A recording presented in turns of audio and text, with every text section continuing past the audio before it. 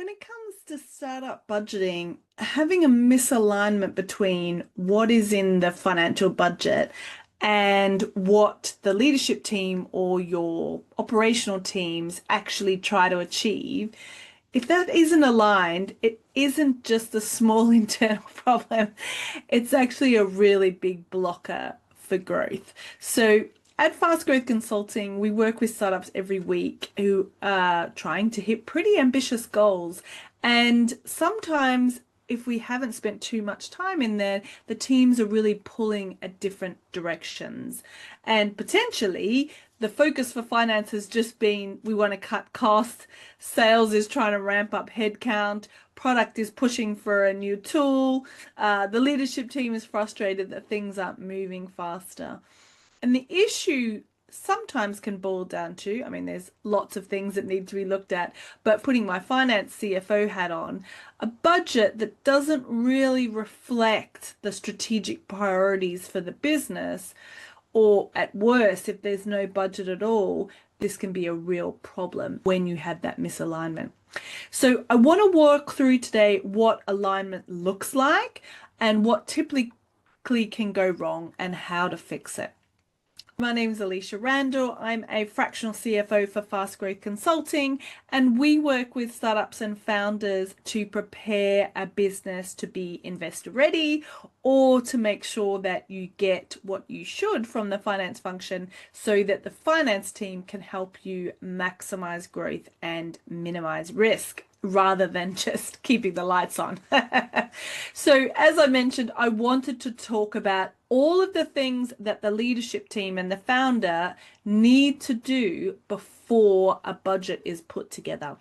And often when we come into a business, these are the things that we encourage the leadership team and founder to have in place before we start putting a budget model together. So the first thing is you want to start with the strategic goals, and importantly, you actually want to communicate what those strategic goals are. So I have worked with a leadership team before whereby the finance manager in-house didn't know what the strategic goals were. We didn't know what the strategic goals were, even though we had asked a few times. The CTO didn't know what the strategic goals were. And when I really put it to the founders, we really need strategic goals to be set, they came back and said, oh yeah, we do have strategic goals. Here they are. And it's like, okay, well, your entire team doesn't know what they are. And that is something that's really important. So setting the strategic goal is only half of the job. The second job is actually communicating them and making sure that your entire business knows what they are on a regular basis. So going back to basics, the leadership team really do need to define where the business is going in the next 12 to 18 months. So this might include something like entering a new market. It might be as simple as improving the gross margin. It might be preparing for a fundraise, building an enterprise sales pipeline, for example, reducing costs or cost to serve, or getting to a certain revenue or customer number. So these goals should be very clear and prioritized. So I'm a founder myself. I can often get distracted by shiny new objects, and no doubt you may have too. Founders do have big ideas in their head and sometimes don't put them into a proper plan. So what you need to be very clear is sit down.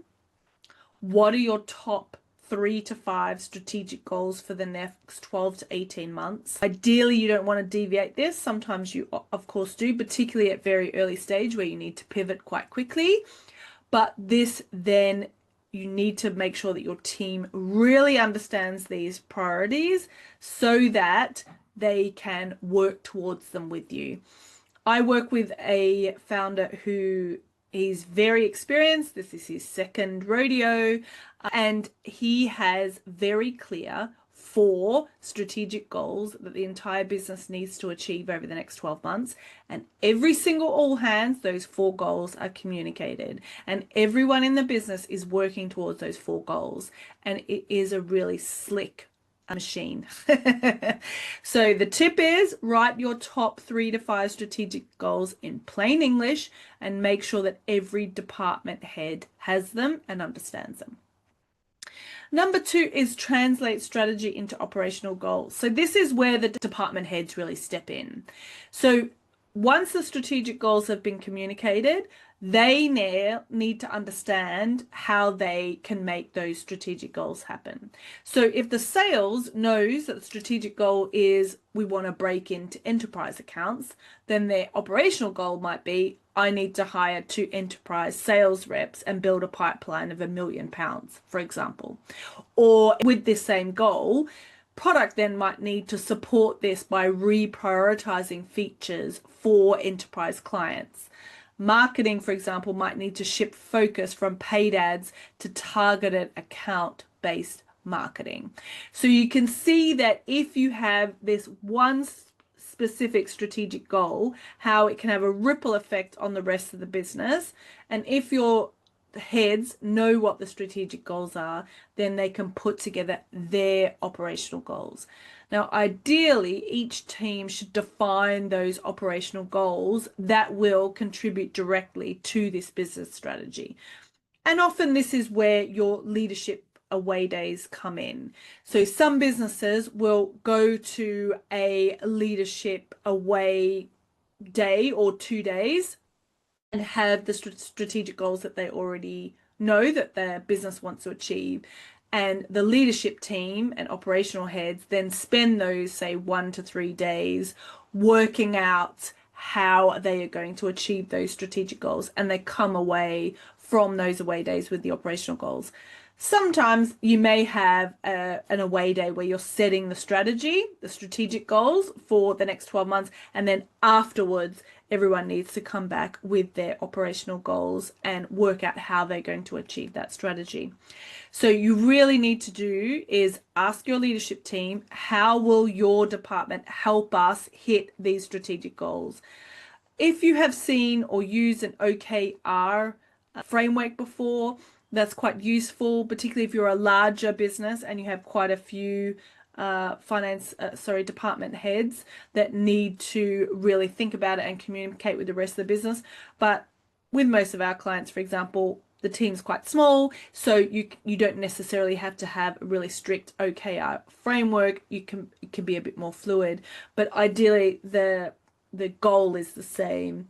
Each quarter, what is your operational team planning on doing, and making sure the rest of the business understands that, particularly sometimes because there's quite a bit of collaboration. A perfect example is tech. The tech team and the product team can only achieve so much. So what the commercial team is relying on the tech team, or the operational team is relying on the tech team to do, you're having to prioritize those limited resources, particularly in a startup where time and cash are your 2 biggest resource constraints. Number 3 is then to build the budget after these goals are set. So this is when either you have whiz-bang someone in-house that can build a budget model for you. Maybe you as a founder can do this yourself. I've certainly worked with founders who are actually quite good at building models. Or you have a finance function that can do this for you. Or you have someone like us, fractional CFOs, who can build that for you. But anyone that builds a budget, they absolutely should have a good understanding of what all of the strategic and operational goals are first before they start building the budget model. What the budget is there to do is to check that your operational goals and plans make financial sense. And if they don't make financial sense, then there's a bit of going back to the drawing board and changing the plan slightly. So when the budget time starts, ideally, everyone should be clear on what they're trying to achieve and can map out what they need. So, for example, that might include new hires that they need, software tools that they need, maybe freelancers or agencies, events or travel, any additional spend, maybe there's stock or some CapEx financial requirements that is needed. So it's finance's job to bring all of this into one view and of course run scenarios. So this is where most startups can go wrong. They either start in Excel without any context, They just used last year's budget and they had 10%. They let department heads plug in random wish lists without having anything aligned to the strategy. So a proper budgeting process helps you say no to nice to haves, cut out spend that doesn't really drive value or isn't aligned to the strategy, forecast cash runway accurately, and plan your hiring and investment based on growth priorities. So you absolutely don't want to build your budget in isolation. You also don't want your leadership team to put together their plans without it being aligned and agreed. And it should be a team process led by finance, the budgeting section. Number 4 is reviewing and aligning and then finalizing. So once everyone's submitted their budgets, do a cross-functional review. You're really looking for overlaps. So, is marketing and product both budgeting for the same tool? Looking for gaps. No one's kind of factored on onboarding costs for new hires, for example.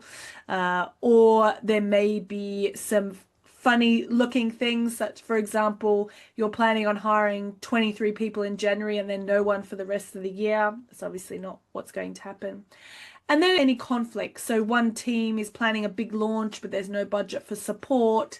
And similar to what I was saying before, the tech team is expected to support the rest of the business all in January, February, March, and then have nothing to do for the rest of the year. So it has to be properly planned out. So your final budget should reflect the business strategy, reflect the team needs, and realistic resources. It's not a static document that is just done on the side. It's a plan on how you are going to use your cash effectively to drive that business growth. So budgeting isn't just a finance task as much as, being a finance person. You may be not so overly surprised to hear that, but it really is how you turn strategy into an action plan across the company. So when it's done well, startup budgeting really builds trust.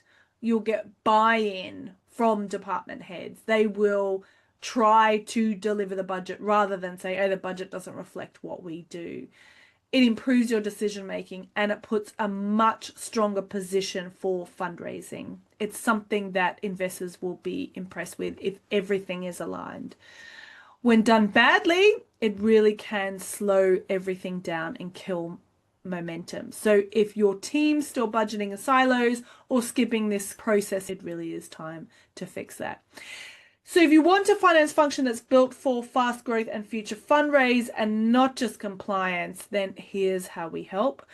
One, I'd suggest you subscribe to this YouTube channel for straightforward founder advice on startup finance, fundraising preparation, and hiring support.